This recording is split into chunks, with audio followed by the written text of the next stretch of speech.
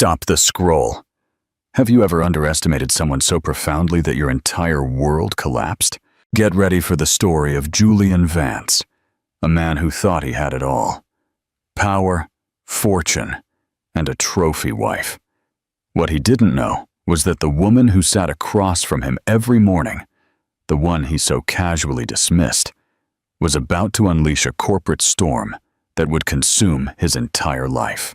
This isn't just a tale of revenge. It's a symphony of poetic justice that will leave you breathless. Julian Vance straightened his $1,000 Hermes tie, a predator surveying his domain. The polished mahogany of the boardroom table reflected his confident smirk. Beside him, his ambitious and beautiful protégé.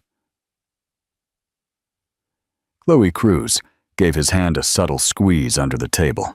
This meeting was his launchpad. He was about to present his 5-year growth strategy to the mysterious new CEO of their acquiring parent company, Apex Strategies. A promotion to senior vice president was practically in his pocket. He just had to impress a corporate titan he'd never met. He leaned towards his rival, Robert Sanders, whispering with a smug chuckle, "I wish my wife could see this. She thinks my biggest decision of the day is what to order for the lunch catering." Little did he know, the most important decision of his day had already been made by the very woman he so lightly disdained.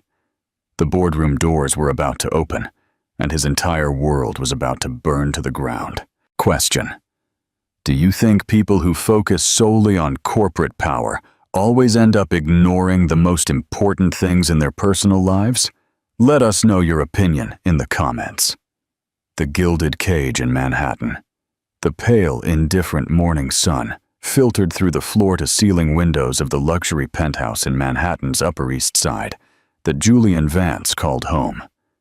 It was a space designed for a magazine cover, sharp lines, muted colors, and cold, impersonal art.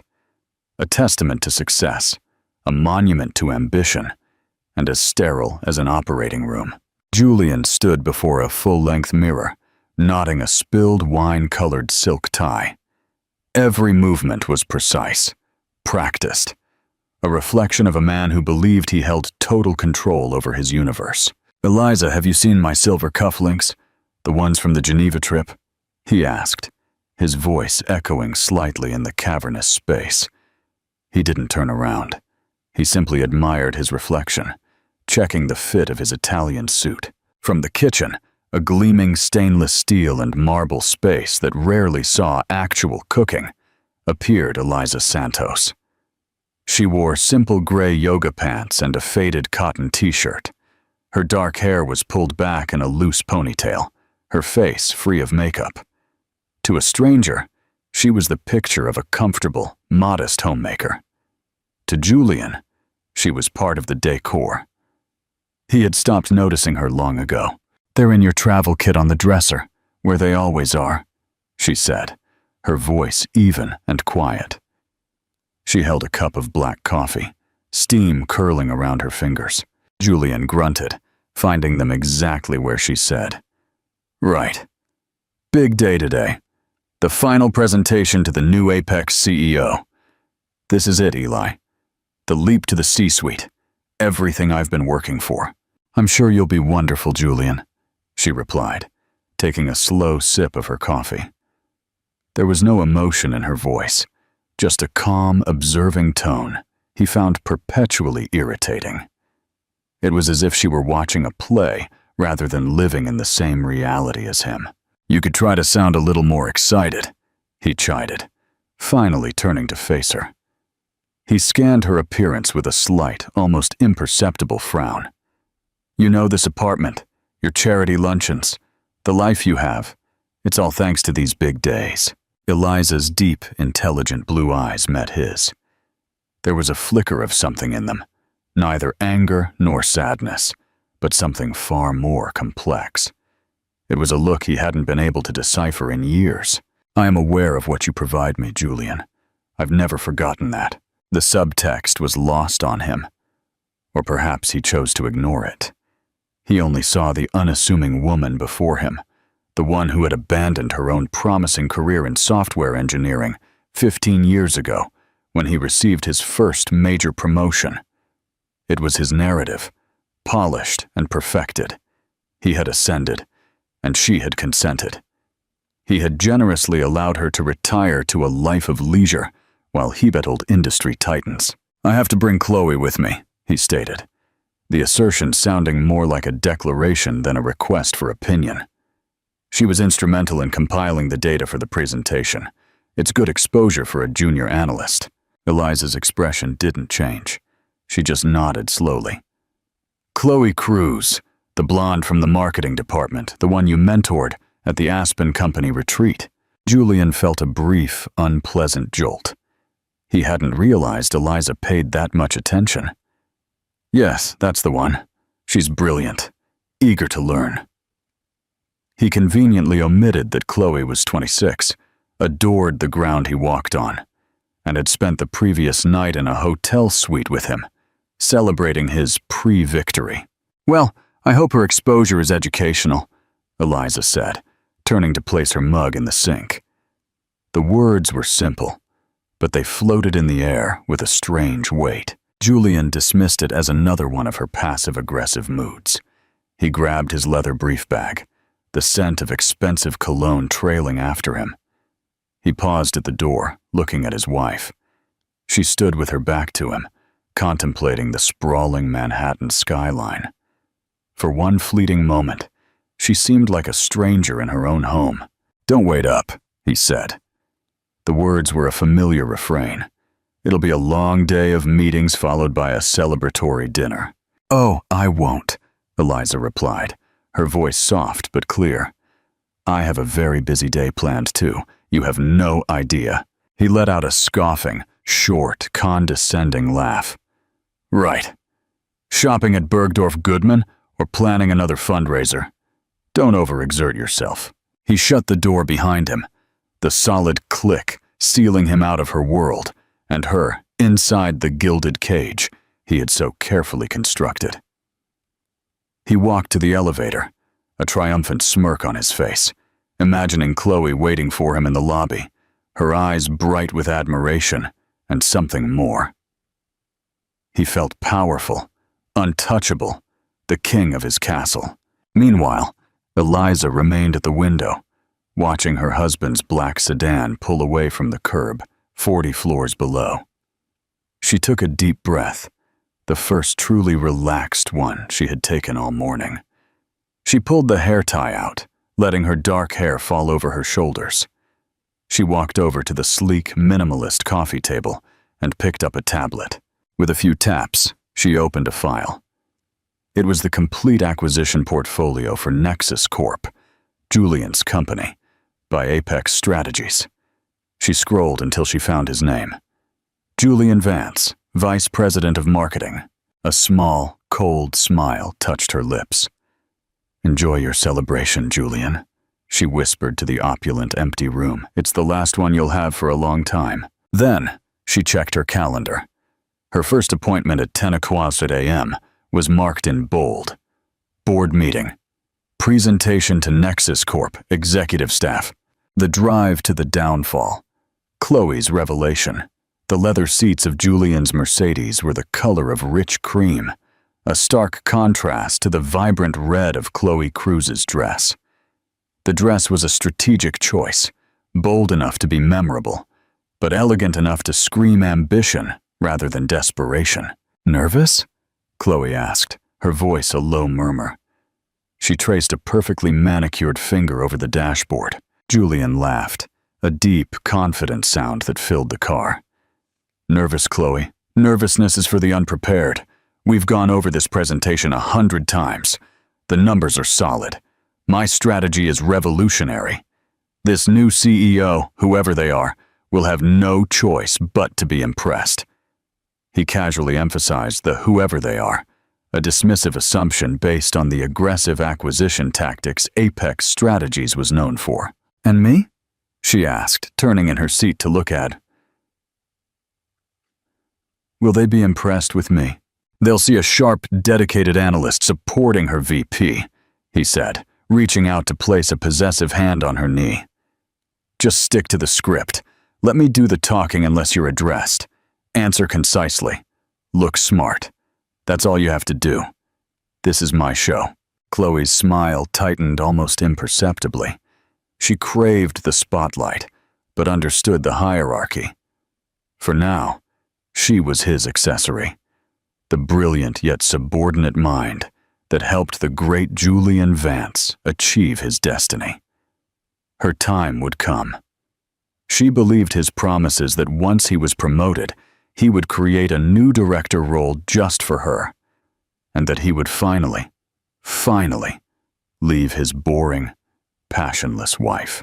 "Eliza didn't seem to mind that you were bringing me," she said, testing the waters as she often did.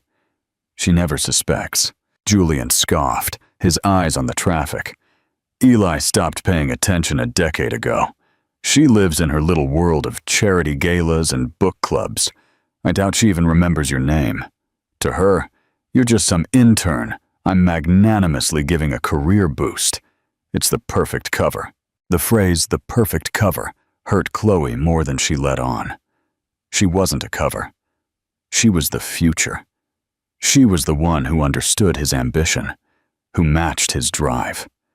Eliza was a relic, a ghost of a past life he hadn't quite managed to shed. "She just seemed so placid," Chloe mused. "When I saw her at the company Christmas party, she barely spoke. Just stood there smiling. It was a little sad." "It's not sad. It's comfortable," Julian corrected. "She has everything a woman could want without having to lift a finger. I gave her that. She should be grateful." He truly believed it. His guilt over the affair was a tiny, shriveled thing, easily overshadowed by his sense of magnanimity. In his mind, he was providing for two women. He was a modern patriarch. They soon left the congested city streets, turning onto the private access road leading to the Apex Strategies corporate tower. The building was a spear of smoked glass and obsidian steel that pierced the New York skyline. It was a declaration of pure, unadulterated power, dwarfing Nexus Corp's more modest headquarters. As Julian pulled into his reserved underground parking spot, a valet rushed to open their doors. Chloe felt a genuine shiver of awe. This was the major leagues. This was where fortunes were made and empires were forged. "All right," Julian said, turning to her before stepping out. He looked her up and down, his eyes lingering on the tightness of her dress. "You look perfect. Remember the plan. We're a team, but I'm the captain. Follow my lead, and tonight we'll celebrate your future boss's promotion to senior VP." He sealed the promise with a quick, hard kiss that tasted of coffee and ambition. Remember to like this video and subscribe to the channel so you don't miss the climax of this story. Black Pawn. The Black Pawn. The Great Reveal. They ascended in the silent, high-speed elevator to the 60th floor, the penthouse level. The doors opened not to a reception area, but directly into a vast, minimalist atrium with a panoramic view of the city. The air was cool and smelled faintly of ozone and money. A severe-looking woman with a sharp haircut and a tablet greeted them. "Mr. Vance? Ms. Cruz, welcome to Apex. The board is assembled. Please follow me." She led them down a hallway lined with abstract art that likely cost more than Julian's car. Everyone they passed was impeccably dressed, moving with a quiet urgency. The atmosphere was electric, a stark contrast to Nexus Corp. Zoff in complacent culture, Julian felt his own confidence swell. He belonged here. This was his natural habitat. He gave Chloe a reassuring wink. He was her guide in this rarefied world, her benefactor. The assistant stopped at a pair of imposing frosted glass doors. "They are ready for you. Mr. Soto is already inside." Robert Soto was the outgoing CEO of Nexus Corp, a man in his 60s, happy to take his golden parachute and retire to the Hamptons. He was a formality, a bridge between the old and the new. The real power, the person Julian had to conquer, waited behind those doors. Julian smoothed his suit jacket, took a deep breath, and pushed the door open. Stepping into the brightest, most intimidating boardroom he had ever seen. The Apex Strategies boardroom was less a room and more a theater for corporate warfare. One entire wall was a seamless glass panel, offering a godlike view of the city. The table was a single, colossal slab of polished granite, so dark it seemed to absorb light. Seated around it were a dozen people who radiated an aura of quiet, lethal competence. These were the Apex executives. At the head of the table sat Robert Soto, looking more like a guest than a host. Julian scanned the faces. There was the CFO, a severe-looking man in his 50s, the head of legal, a woman with keen, intelligent eyes, Sylvia Thorne, and several other VPs he recognized from industry publications. They were the sharks, and he was here to prove he was one of them.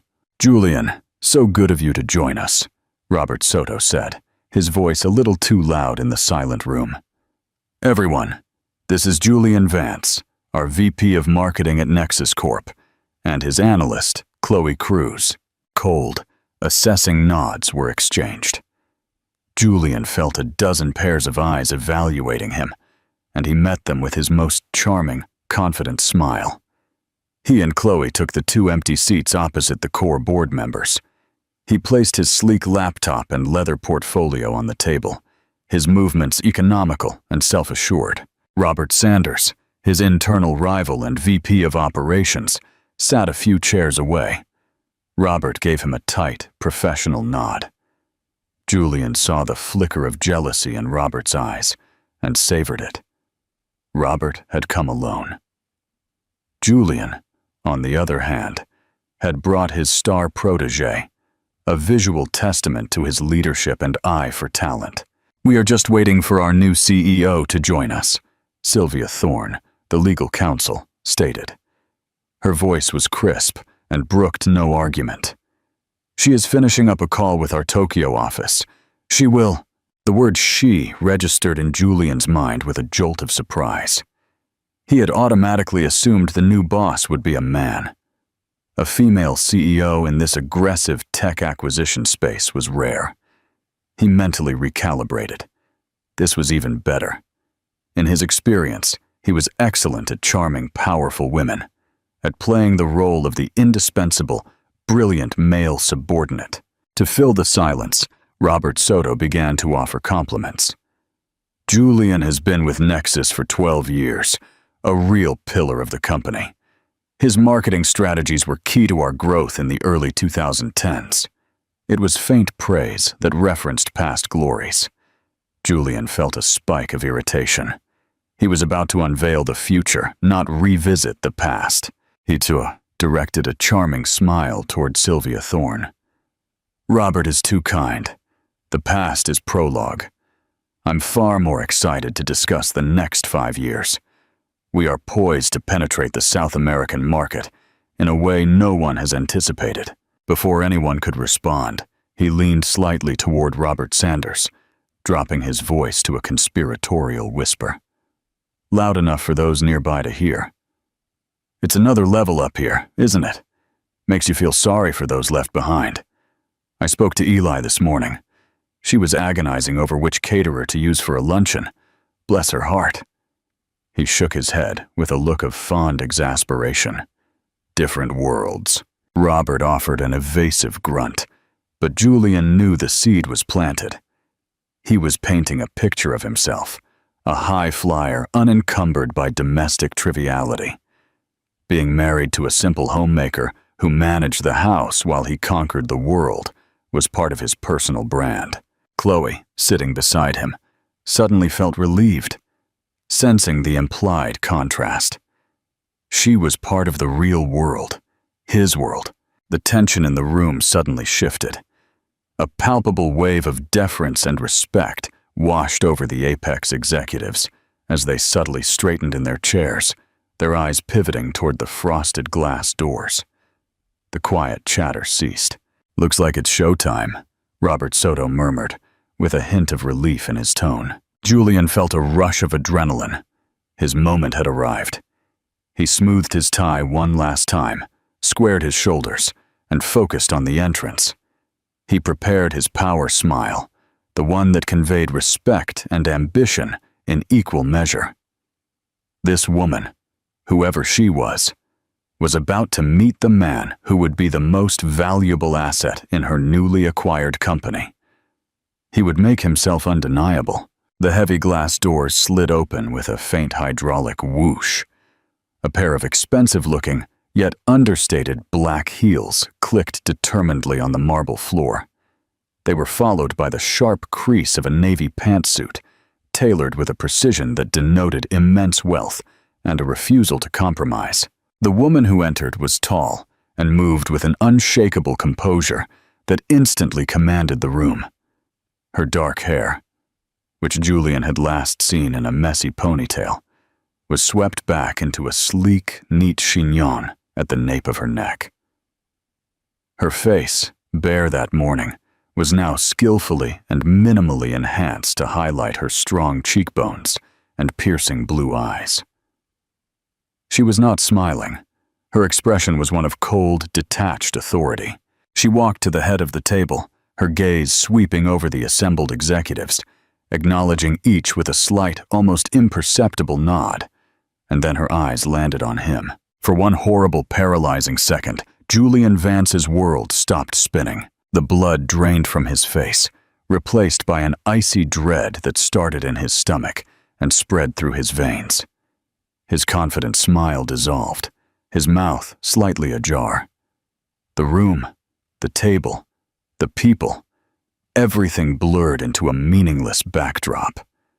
There was only her, the unassuming homemaker, the woman he thought was deciding on canapés.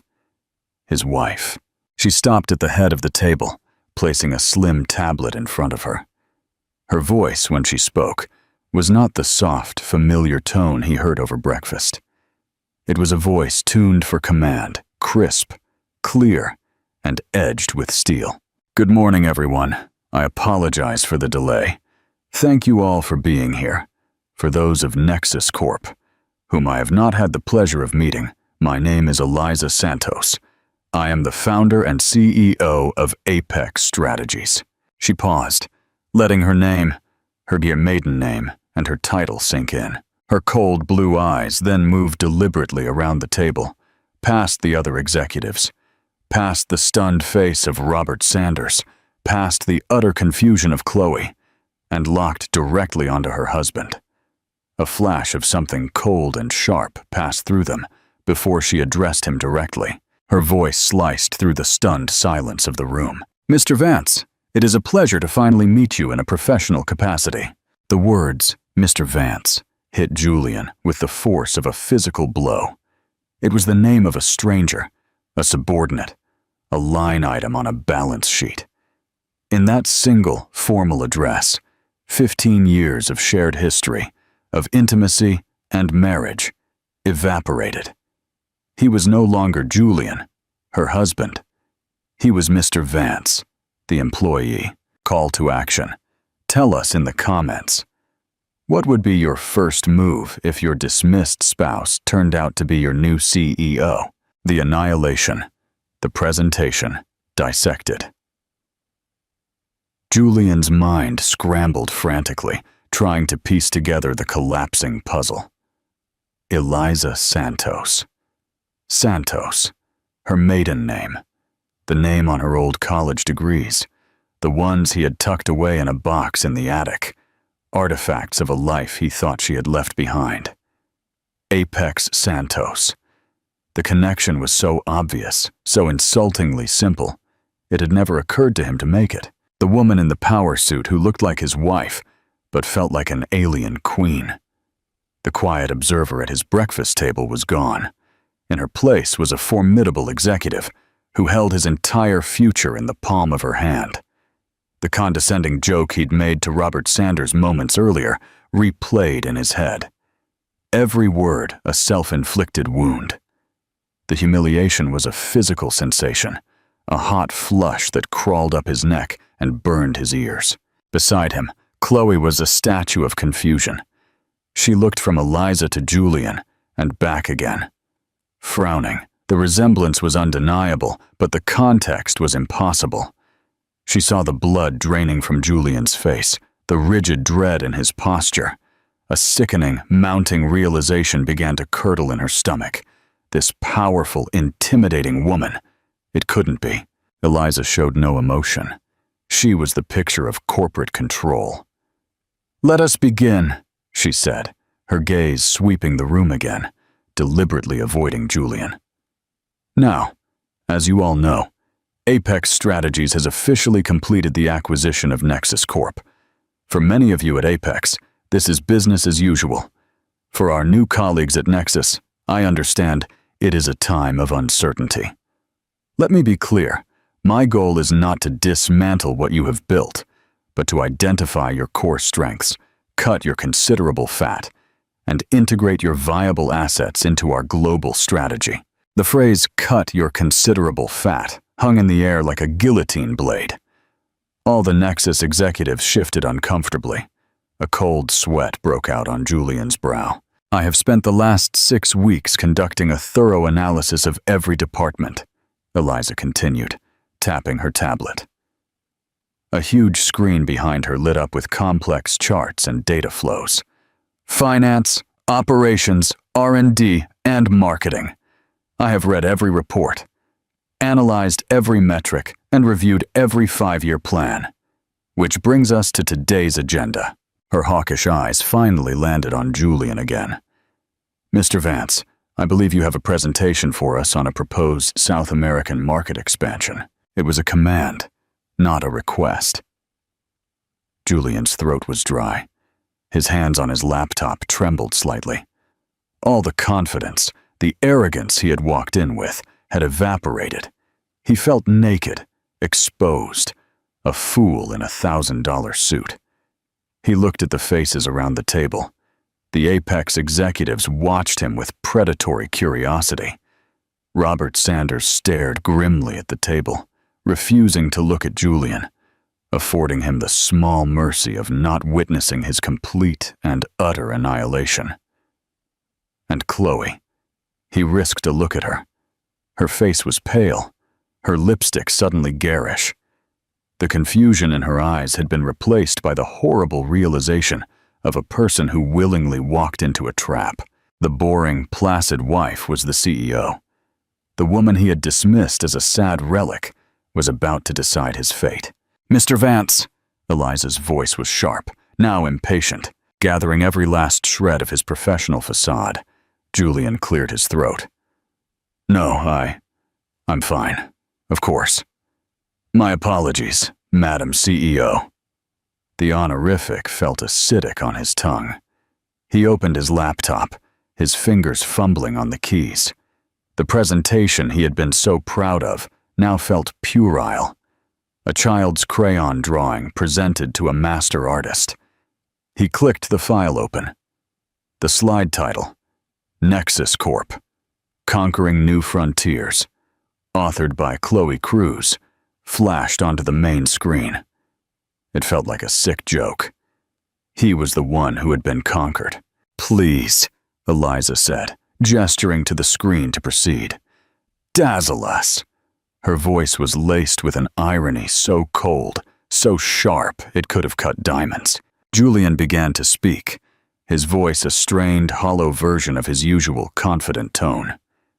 He tried to fall back on the familiar cadence of his pitch, the practiced words and compelling narrative he and Chloe had rehearsed until it flowed naturally.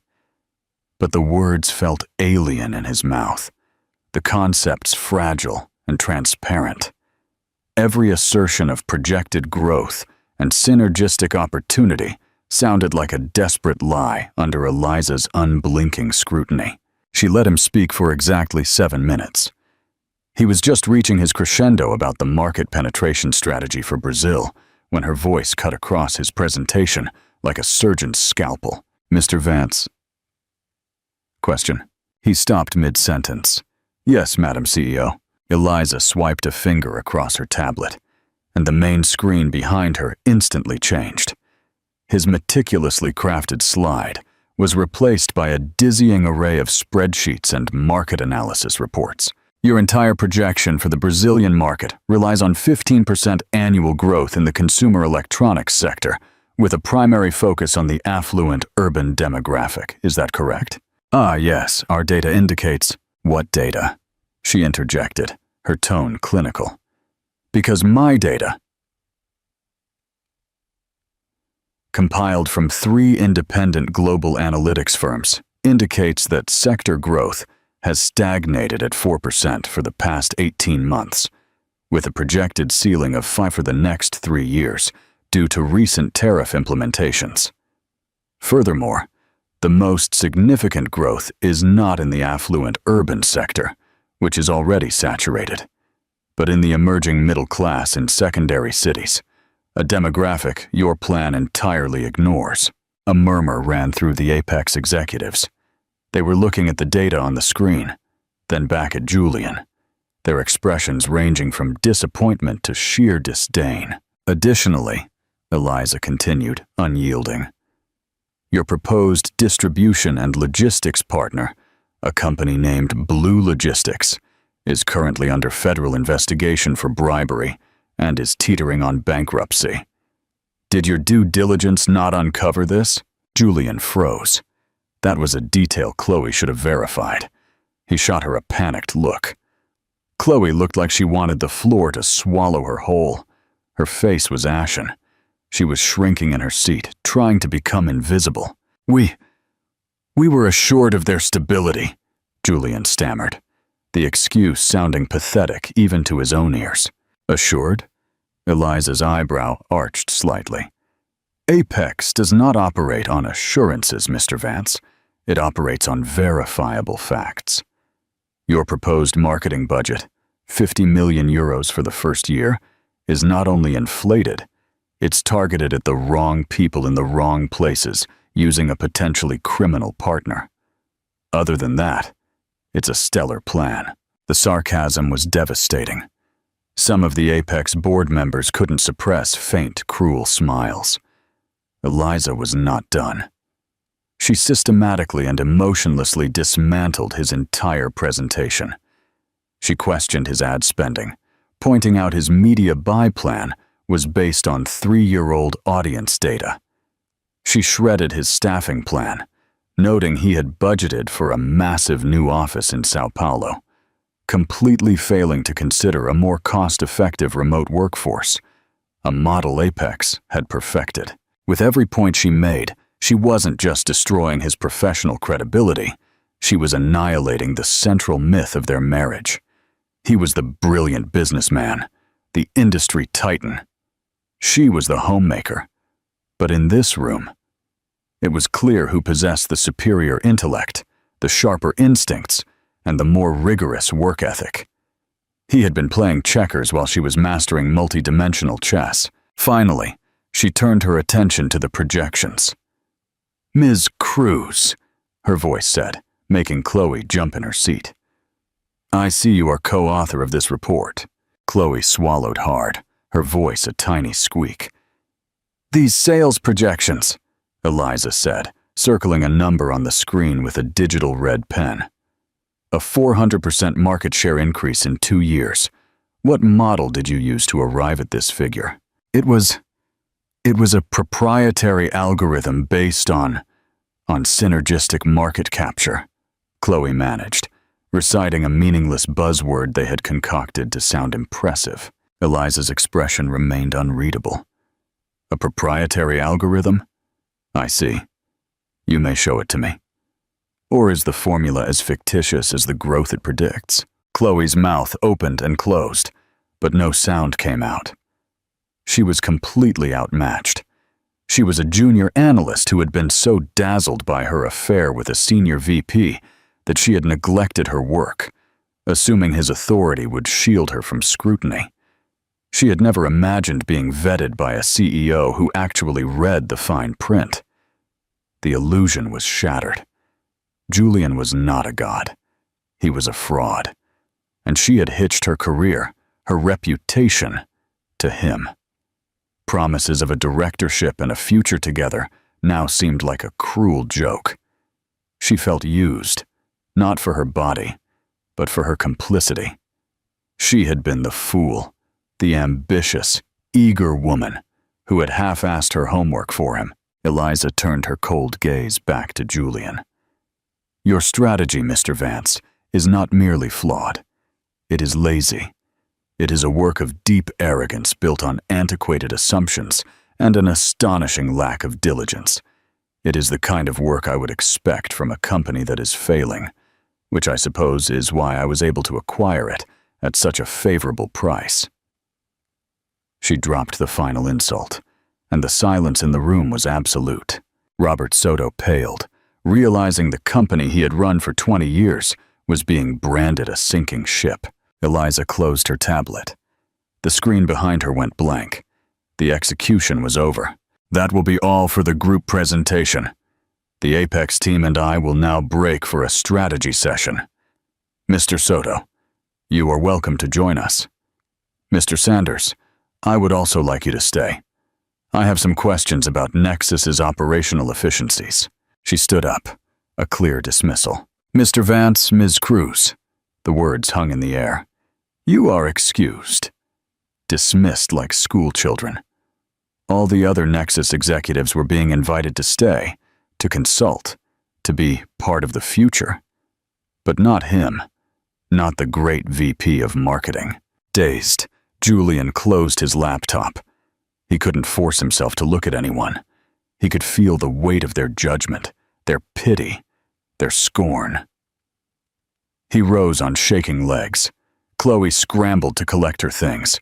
Her hands trembled so badly she dropped her pen, which rolled under the massive table. She didn't dare retrieve it. She just wanted to escape. As Julian walked toward the door, his professional life in ruins, Eliza's voice stopped him one last time. It was softer now, yet no less commanding. Actually, Mr. Vance, a word in my office now. Chloe fled the room without looking back. The heavy glass doors closed behind her, leaving Julian alone with his wife, his new boss, and the shattered fragments of his once perfect life. The correction, the final closure. Eliza's private office was adjacent to the boardroom. It was even more stunning. A corner suite, with 2 walls of glass that made you feel as if you were floating above the city. The decor was minimal and tasteful. A large oak desk, a few carefully chosen modern art pieces, and shelves lined not with awards, but with books on economics, philosophy, and engineering. It was the office of a thinker, a builder. Julian entered like a condemned man, his footsteps silent on the plush gray carpet. Eliza walked past him to stand by the window, her back to him, looking out over the city. The power dynamic was absolute. She did not offer him a seat. The silence stretched for a long, agonizing minute. Julian's mind raced, searching for a strategy, an angle, a way to salvage this nightmare. Should he apologize, beg, feign ignorance, rage? Every option felt futile. 15 years ago, Julian, Eliza finally said, her voice quiet and reflective. She was no longer the glacial CEO, but something far more dangerous, the wronged woman. 15 years ago, I had just received a patent for a data compression algorithm that was going to revolutionize the industry. I had venture capitalists lining up. I was 28. She turned from the window to face him. Her expression was not rage, but weariness, as if she were examining a disappointing specimen. And then you got that senior director promotion. You said we had to move to Manhattan. You said you needed my support. You said one career in the family was enough, and yours was already on a clear trajectory. You asked me to choose. Eli, he started, his voice cracking. No, she said, raising a hand. Let me finish. I was in love. I was naive. I believed in partnership. So I chose you. I put my patent in a drawer. I put my dreams on hold. And I became Mrs. Eliza Vance, the perfect corporate wife. I hosted the dinners. I charmed your bosses. I created the serene, effortless home life that allowed you to focus solely on your ambition. Every word was a perfectly placed stone, building a wall between them. For a while, I even believed the story you told everyone. She continued, stepping closer. That I had simply retired. That I was happy with my charity work and book clubs. But then I started seeing it. The condescension, the little jokes at my expense, the way you would explain simple financial concepts to me as if I were a child. You didn't just want a supportive wife, Julian. You wanted a smaller one. You needed me to be small so you could feel big. He flinched. The truth of her words was undeniable. He had done as he had all those things. I started getting bored, she said, her voice turning colder. And then, about 5 years ago, I got angry. So I pulled out that old patent. I used the inheritance my parents left me, the money you always called my little hobby fund, and I set up a small consultancy out of the den you never used. I hired 2 brilliant young programmers.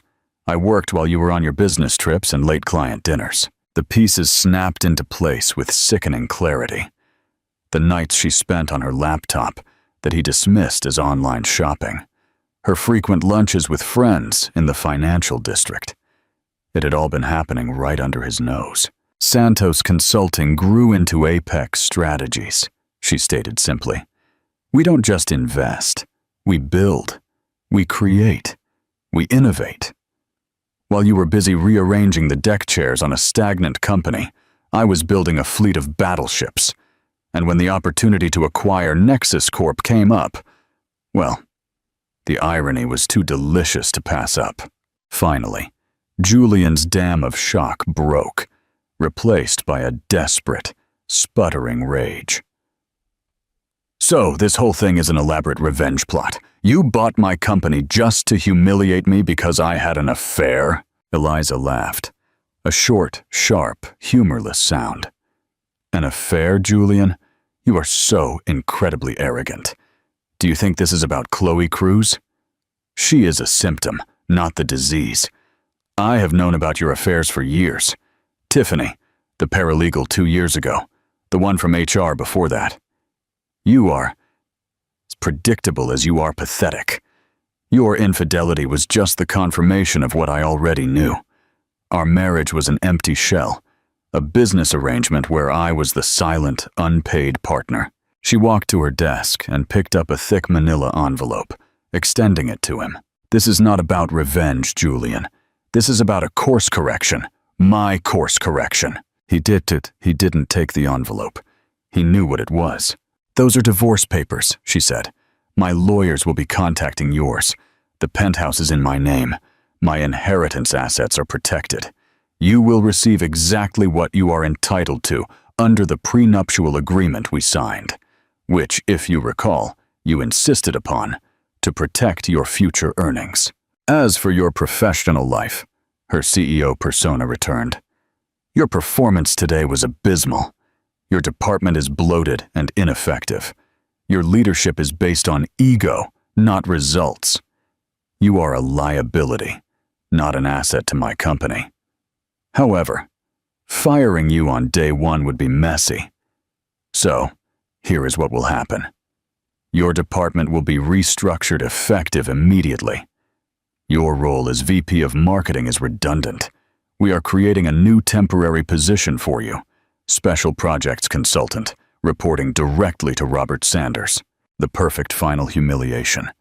He would report to his rival. You will be tasked with overseeing the orderly transition of assets and accounts until your position is eliminated in 3 to 6 months. Your bonus is rescinded. Your stock options are now under the control of the new parent company. You will clear out your office by the end of the week. Is that clear, Mr. Vance? Julian stood there, utterly defeated. He had lost his wife, his mistress, his job, his reputation, and his dignity in the span of a single morning. The man who had entered the building as a king was leaving as less than a commoner. He was a ghost, a footnote in the story of Eliza Santos's meteoric rise. "Eli, please," he whispered the name, a desperate plea for a connection that was no longer there. Eliza looked at him one last time, her blue eyes showing not a shred of pity, only a deep, final sense of closure. "My name," she said, her voice as hard and beautiful as a diamond, "is E. Santos." Epilogue. The STEM legacies.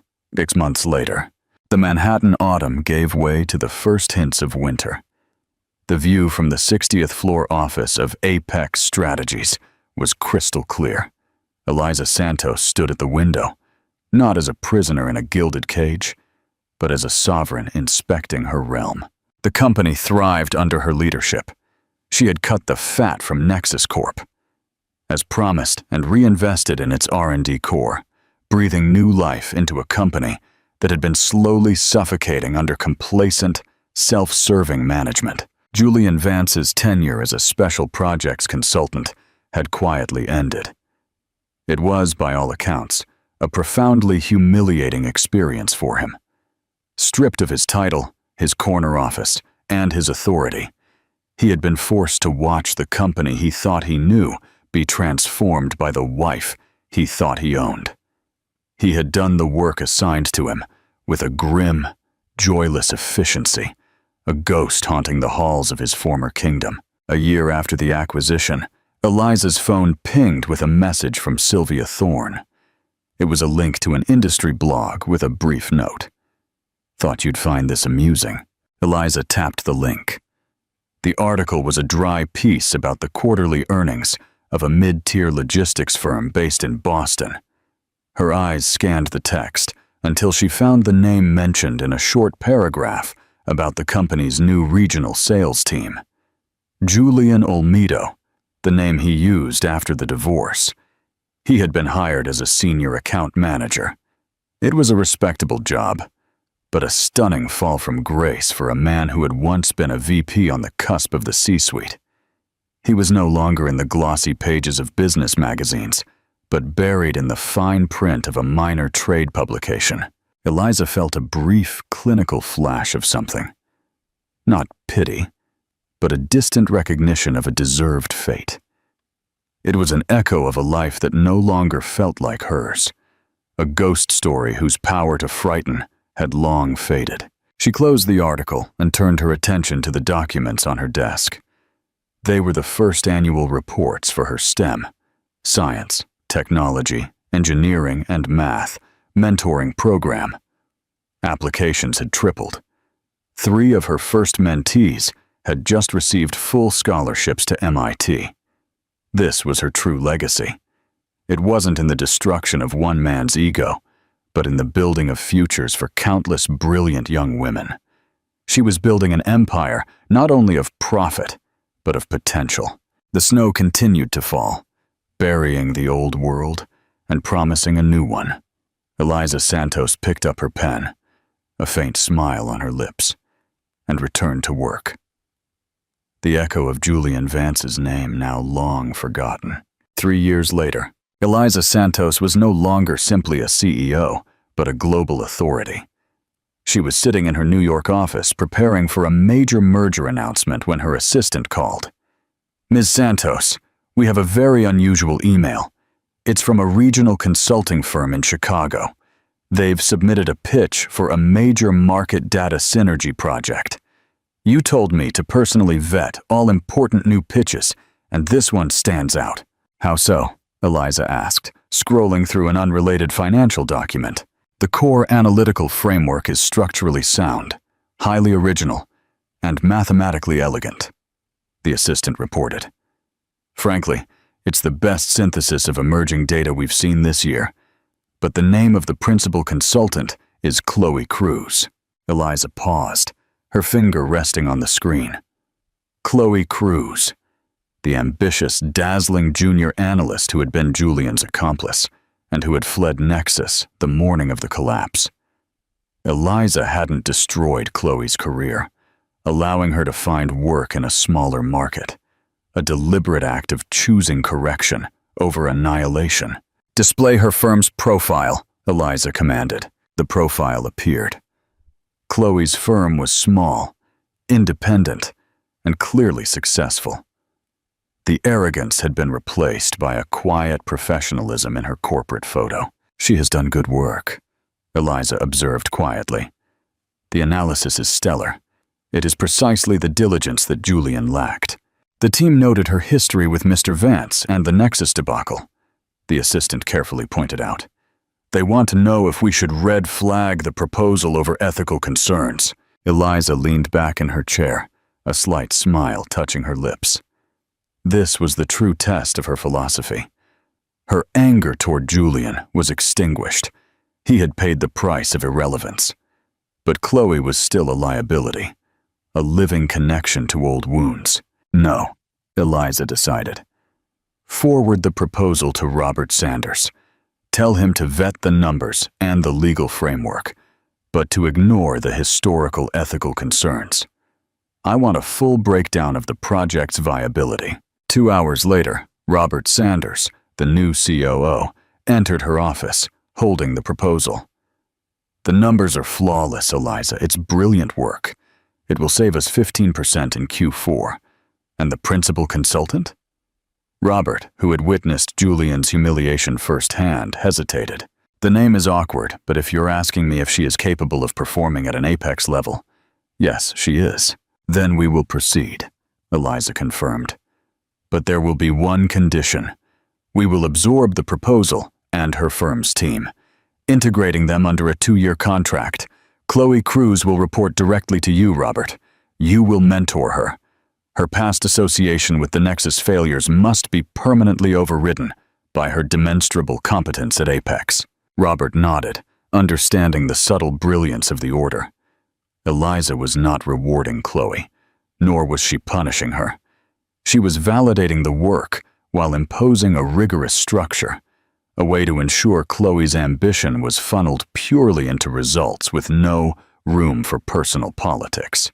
Eliza Santos had moved past petty revenge to the point where she could now extract value from the very people who had once helped tear her life down.